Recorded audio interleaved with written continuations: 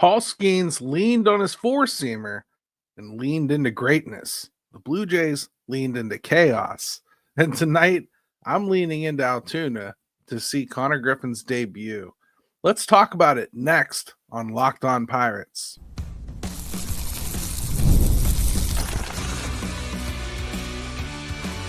You are Locked On Pirates, your daily Pittsburgh Pirates podcast, part of the Locked On Podcast Network, your team every day. This is Locked On Pirates. I'm Gary Morgan, your host, and today we're breaking down a win that was equal parts dominance and dysfunction. We'll talk Paul Skenes, Mitch Keller's looming question mark, and Andrew McCutchen's candid thoughts on the state of the franchise. Today's episode is brought to you by FanDuel. Football season is around the corner. Visit FanDuel app today and start planning your futures bets now. Skenes was awesome, and the Blue Jays were sloppy. Paul Skenes was electric last night. He struck out 8 Blue Jays, leaning heavily on his four-seam fastball, which he threw 51 times out of 96 pitches, and it accounted for half of his strikeouts. That's what makes him so dangerous. He doesn't just dominate, he adapts. One night it's the sweeper, the next it's the splinker, last night it was the heater. He's just a different kind of great every time out. This was the 21st time in 26 starts this season that Skenes allowed 2 earned runs or fewer. That is just elite consistency. The Jays didn't help themselves. They committed 3 throwing errors, including one in the 8th that led directly to a run. A wild pitch by Brandon Little in the 7th gave the Pirates the lead. It was a defensive meltdown from a team that usually doesn't beat itself. I think actually last night I commented it looked very role reversal. They were playing the Pirates role here. This is what Pirates teams have done this year. Melted down in an inning like that. That was one of the most strange things I've ever seen. I've watched a decent amount of the Blue Jays. They have a lot of players that I really like to follow, and I have not seen them play that kind of baseball this year. That was something else. Certainly didn't expect it. Offensively, the Pirates got timely contributions from some guys, like Henry Davis doubled to lead off that 7th and later scored on the wild pitch, which kind of flipped the whole game into Pittsburgh's favor. It never, ever looked back. Spencer Horwitz, facing his former team, collected 2 hits, continues to be a steady presence in that lineup. It was a win built on pitching, opportunism, and just enough offense to make the Jays' mistakes matter. But Paul Skenes, to me, was the story of this one. I'm not going to say that he had a bad performance in Milwaukee, because he didn't. You can't really say that with a straight face. He just had a underwhelming for Paul Skenes type performance in Milwaukee. And yeah, I mean, did he contribute to something that the Pirates should have turned into a win up there? I don't know about that. I think he got punched in the mouth legitimately by one of the hottest hitting teams in baseball, maybe one of the hottest teams, period, in the past few years in the game. It's incredible what they're doing right now, and I'm not sure that anybody could stop them. In fact, maybe we should have seen that Paul Skenes outing against them last time and kind of come to that conclusion ourselves. Maybe they are kind of unstoppable right this second. Sometimes a team can get that hot. Hey, I think the Cubs were that hot earlier in the season. They certainly are now.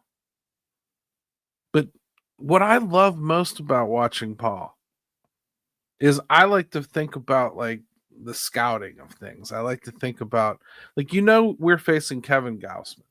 Going into that game last night, you were thinking to yourself, well, you're going to get a lot of that split finger. or circle change, depending on what you think it really is. But I think it's a split finger with a circle change grip for the most part. But you're going to see that pitch, and that's Kevin Gausman's out pitch. He's going to get you that way. He's going to get the ground balls with that. He's going to get strikeouts with that. He's going to keep you off balance all night with it, even if it isn't performing at its peak. So you can kind of get ahead of Kevin Gausman. I'm not saying that knowing means that you can go in and just destroy Kevin, because you can't. I mean, it's not like that. If Kevin is throwing his pitches exactly as he wants to, no amount of knowledge is going to help you. I mean, it may help you look for it and wait for something else. If he's consistently missing it low and he's not getting the calls, well, you might be able to beat him pretty good, because you could just take a lot of walks against him. He's not going to stop throwing it. But that's the difference between a legitimately good pitcher like Kevin Gausman. I mean, this is a Cy Young winner too. Versus Paul Skenes. How do you scout him? How do you prepare to face him? This guy's got, a lot of guys will claim to have 6 or 7 pitches. Mitch Keller's one of them. We'll talk about Mitch Keller in segment 2 a little bit, but a lot of pitchers will claim to have 5 or 6 pitches. Paul Skenes has 7. And that's 7 that we've bothered naming. Okay, I'm not entirely convinced that it's not 8 or 9, because he definitely throws 2 different kinds of two-seamers. One of them will kind of dart down and into righties. One will just straight up go in. And I don't know if that's on purpose or not, so it's hard for me to classify whether that's a separate pitch or not. He's got a sweeper and a slider. One really goes, one kind of goes. You might be able to get away with calling one of them a cutter. So how many pitches does Paul have? At least 7. How many does Paul have full command of? At least 7. How many of those pitches could Paul legitimately decide to make his feature pitch the night you're facing him? Yeah, you guessed it. 7. I think we've seen him evolve just this year. And the funny thing is, it's a guy who probably didn't have to evolve in order to just remain one of the better pitchers in the league. But that's just not what his mentality is. His mentality is to be the best pitcher in the league. I feel sometimes like he will go away from his strengths on purpose. Like, let's say his best pitch on a given night is that splinker. I mean, it's working. It's exactly what he wants to do. But for whatever reason, he and Henry have this team scouted that off speed or change ups of any kind, even that down action is something that a team is really good at doing. There are some teams that are really good at low ball hitting, and you may just not want to give them that opportunity to hit something off speed. And the fastball maybe is only coming in at 97, 98, and it's not moving quite as well as it normally does for Paul. That doesn't mean that Paul's not going to feature it that night. That's how damn good he is. I mean, everybody covering this team in any shape or form is running out of expletives for how to explain exactly what Paul Skenes is doing. I've never seen anything like it. I've never seen anybody this damn good. I mean, maybe one season of Doug Drabeck. Maybe an odd season of Rick Rhoden from when I was really young. But I mean, Paul Skenes is just otherworldly. and what he can do to another. Again, I don't know how you plan. I think that would be an interesting thing to hear. I would like to hear some opposing hitting coaches or managers or even hitters like just kind of be asked, how do you prepare for a guy like Paul? Because again, if you can't go up there and eliminate 5 or 6 of his offerings before your at bat begins, you're very likely in trouble already. When we come back, let's talk about another pitcher going tonight, Mitch Keller. I really think that we need to discuss whether he's in the midst of another one of these second half swoons. It's been a pattern for him.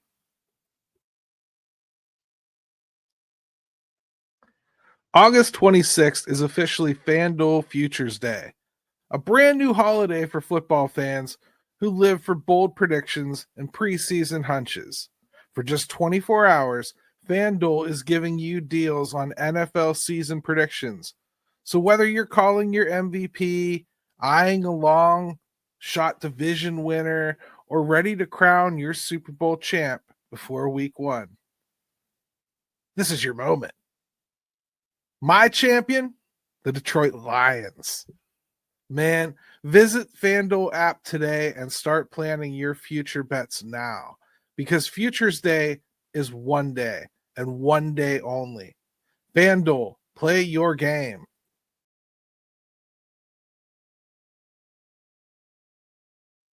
Hey, welcome back to Locked On Pirates. Hey, do make sure that you like and subscribe.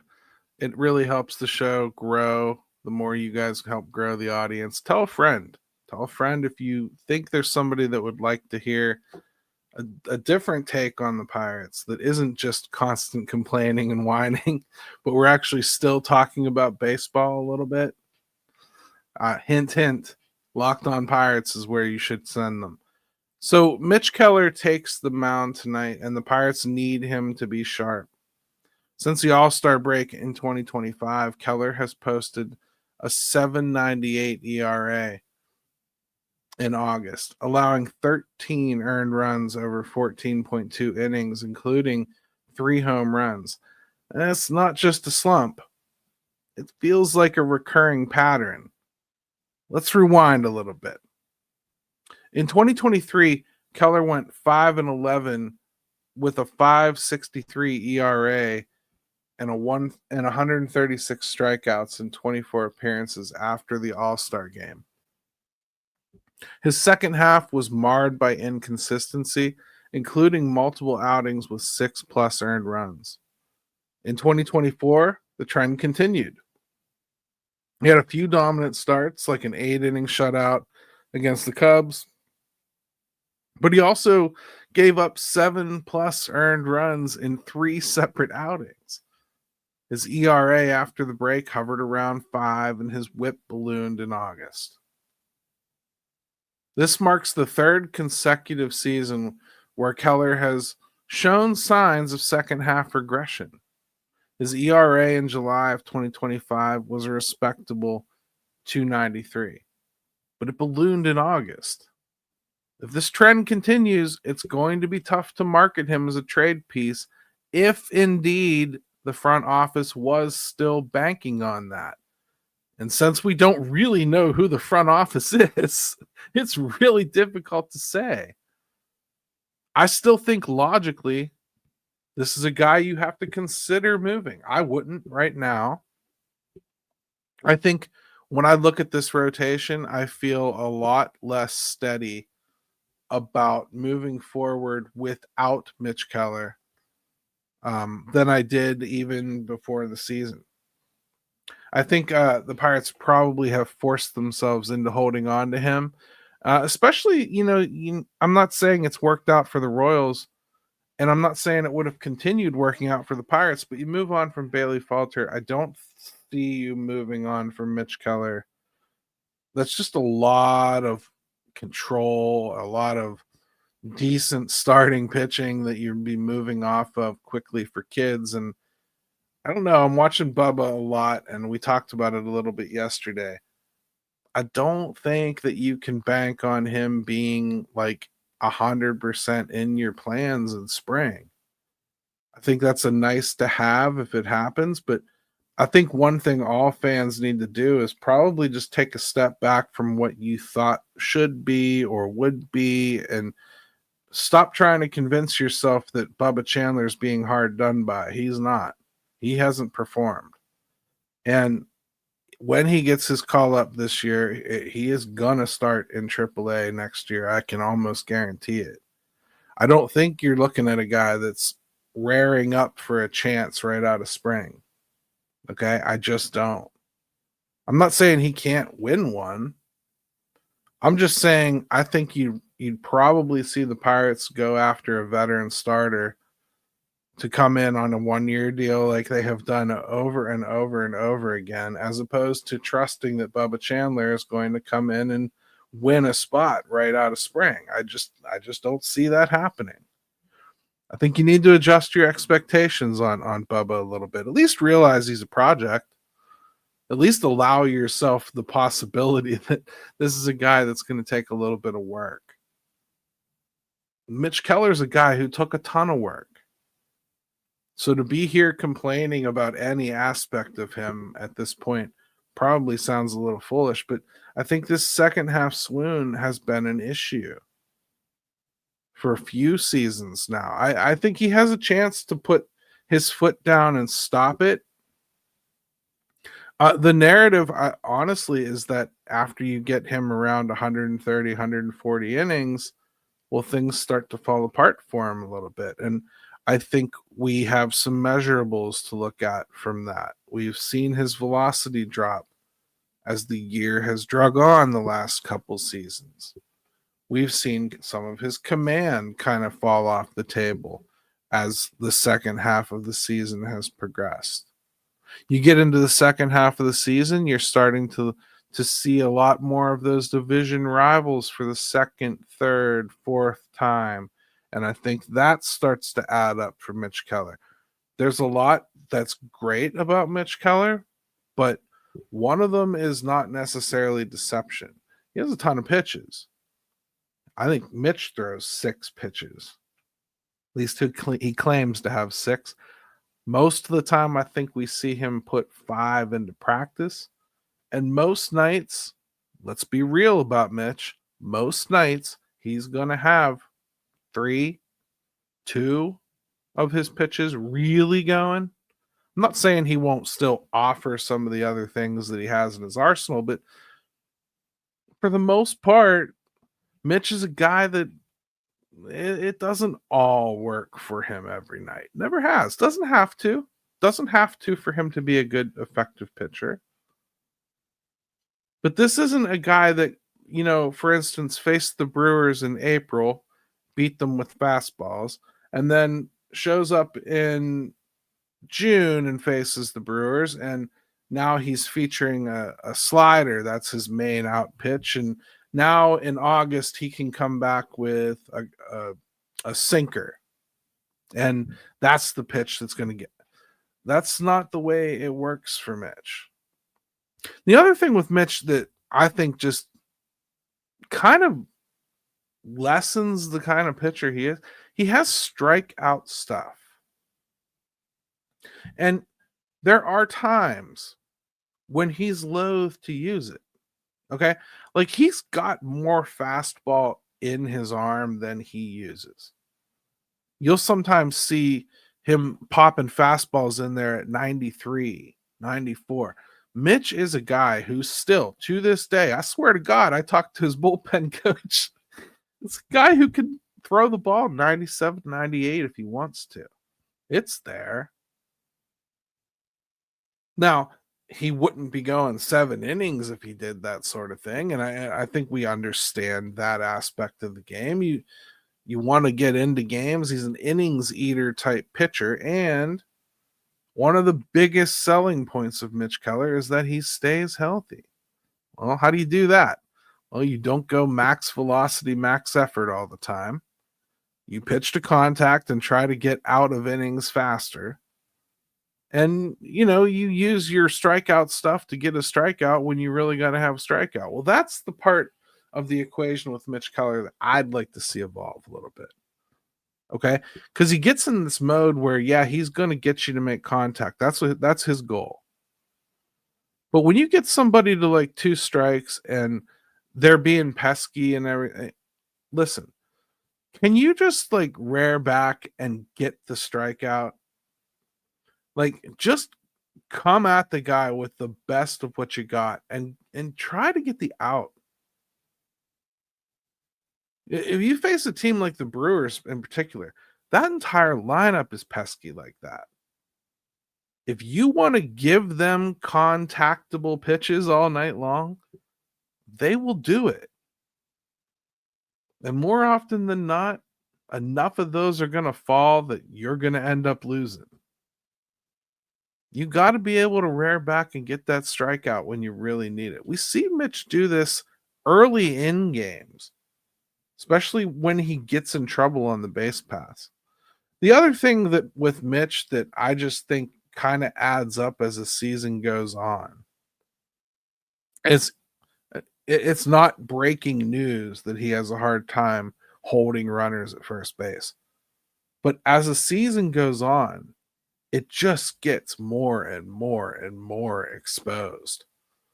And if the Pirates don't throw Henry Davis back there behind the dish, there is zero hope. Zero hope that Mitch Keller is not just going to get run on all day. And Mitch Keller is a guy that's going to let people on base. That's part of his game just as much as anything else we've discussed. I think this second half is super important for Mitch and the Pirates.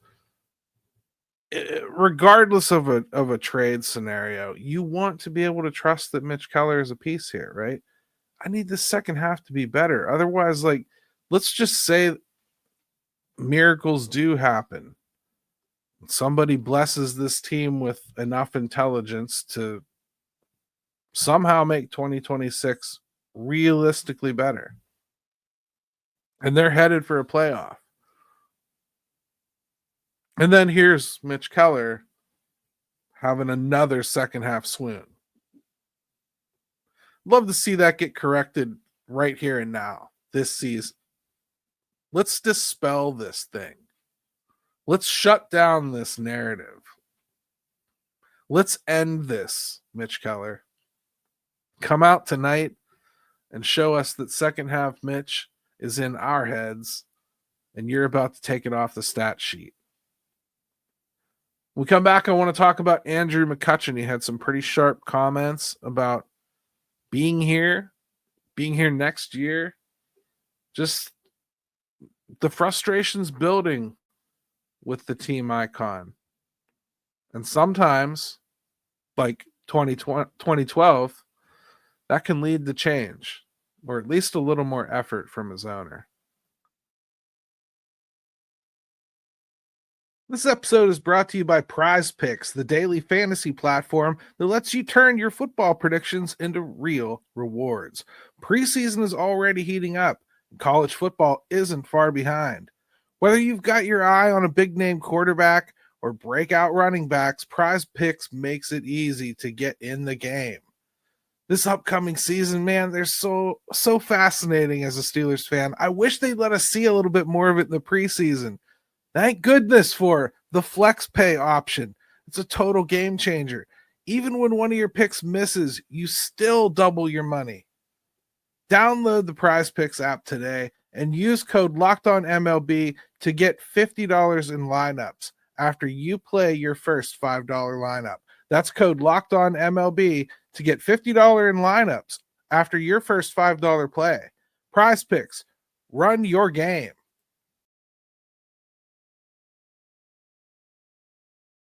Hey, welcome back to Locked On Pirates. Hey, tonight I'm going to be in Altoona watching Connor Griffin's debut with the Curve. So make sure you're paying attention to the channel. I'll probably be popping up some content on that front, video, notes, maybe even, some quick reaction stuff if something really spicy happens.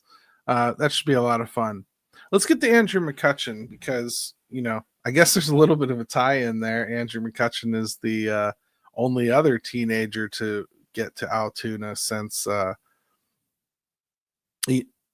a teenager, and Connor Griffin is going to be younger than him. So that's pretty much the only tie-in there, but still interesting tie-in. Andrew McCutchen recently opened up about his mindset, his future, and the state of the Pirates. And his words weren't just reflective, they were a little bit revealing. This was Jose Negron at DK Pittsburgh Sports. I think Jose is awesome, first of all. Good friend of mine. But I'm not sure he asked anything in particular that you could go, man, boy, Jose was really digging there.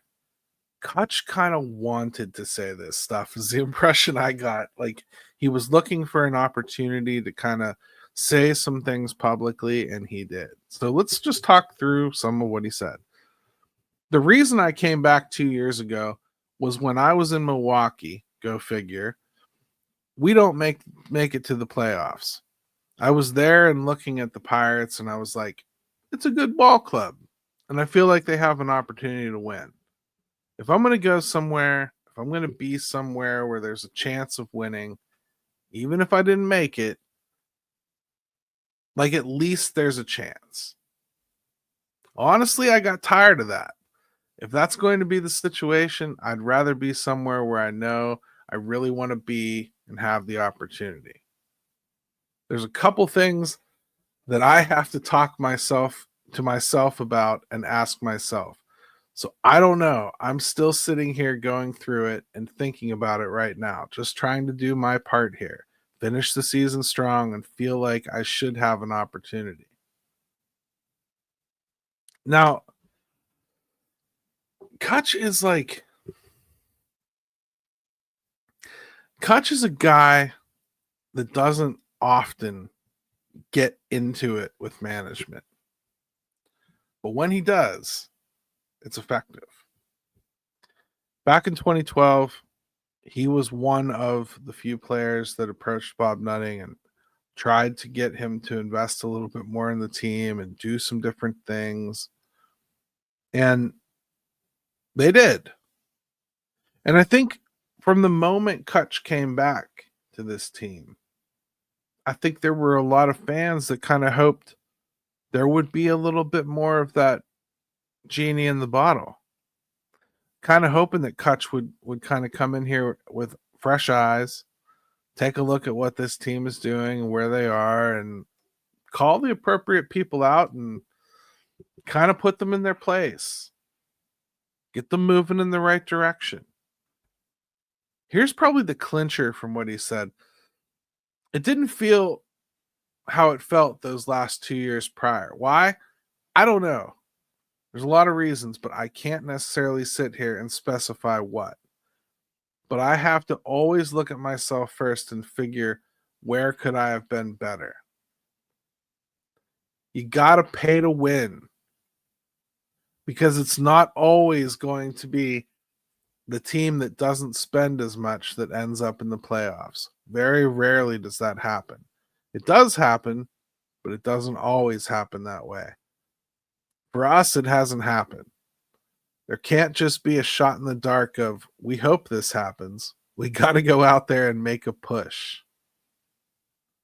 I mean, listen, that's as direct as I think you can ever expect Andrew to be. I mean, that's directly saying, like, listen, we got to do something different. We got to spend some money. Got to change the way. I think that's a direct challenge to Bob Nutting to prove it, basically. If you want me to come back again for $5 million, like, I'm sure that's what he'll do. I think you need to prove to me that you're going to spend a lot more than $5 million around me to make this worth my while. Because at the end of the day, he still wants to win. You know, I mean, he still wants to win. He sees the pitching talent. Skenes, Keller, Jones, Chandler, Barco. But he knows that's not enough. The offense needs to be built to match. And if the Pirates want to make a real push in 2026, they'll need to act like it. Jason Mackey followed up with another, little session with Kutch, and he didn't really want to talk about anything that he had talked about. That tends to be what Kutch likes to do. He likes to put something out in the universe. And he's a very, very smart guy. I don't know how many people really know how intelligent Andrew McCutchen is, but he's very intelligent. He knows what he's saying. He doesn't say things by accident. He knows how to word things in a way that he can wiggle out of it a little bit if he wants to, or you better make sure you use every ounce of context to what he said, because you will not get the full picture of what he meant to say if you leave out half of a sentence. It's the way he thinks. That's the way he is. It's the way he speaks. And his interview with Jason Mackey, while he didn't want to go back and dwell, I think he left a little bit more meat on this bone. A little bit more to chew on about what maybe it would take for him to decide to come back here. And he also points the finger back at himself. Like he realizes like he needs to perform better too. It's not just about paying other guys and getting better players around him. He thinks he should be a better player. I'm sure he thinks Brian Reynolds should be playing better. I'm sure the same can be said for O'Neal Cruz. I just think that what he's basically saying is like, let's get serious here. That wasn't a serious attempt at putting together winning pieces on top of what we all felt was a decent base. I think that's the gist of it. I think in his heart of hearts, when he gets into the off season, he'll have a hard time convincing his wife that the best thing for him to do is go play somewhere else and try to win. I think at this stage, he'd probably be doing himself a disservice by leaving. I think he could win somewhere else. And if he wants to do that, by all means, he has my full support. But I think it would be a major embarrassment, scandalous embarrassment for Bob Nutting. Bob's been given credit for bringing him back and being the reason he wanted to come back. It would not pair well with being the reason that he wanted to leave. So I think it behooves Bob Nutting to at least pay attention to these comments. I also don't think we need to get too carried away about this, okay? I love Kutch. I don't want him to go. Emotionally, I don't want him to go. As a baseball team construction guy, I can think of better ways to use a roster spot. The problem is I can't trust the Pirates to use a roster spot better. As long as you use them appropriately, I think Andrew McCutchen is still a fit and still worth bringing back. But this team's got a little bit of work to do to convince him. That's it for today's episode of Locked On Pirates. I'm Gary Morgan. Paul Skenes showed us what elite looks like last night. Mitch Keller is about to show us what consistency means. Andrew McCutchen reminded us of what leadership sounds like. I'll be in Altoona tonight. Follow along for updates on Connor Griffin's Double-A debut. Until tomorrow, let's go Bucks.